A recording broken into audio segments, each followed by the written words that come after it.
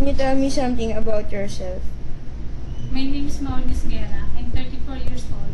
I'm married. I have one kid, 12 years old.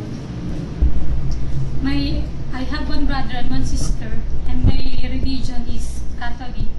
I am undergraduate college, second year. Why do you want to work in Hong Kong?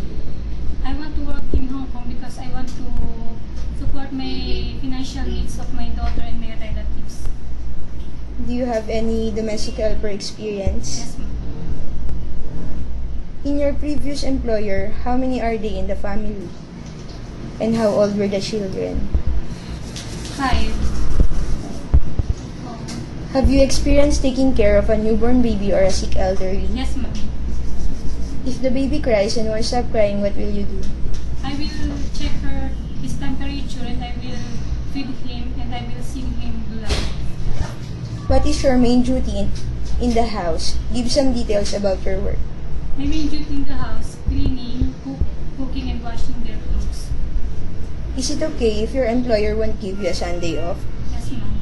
Do you have an allergy in any kind of medicine, food, or detergent? None. Are you afraid of pets? Dog on.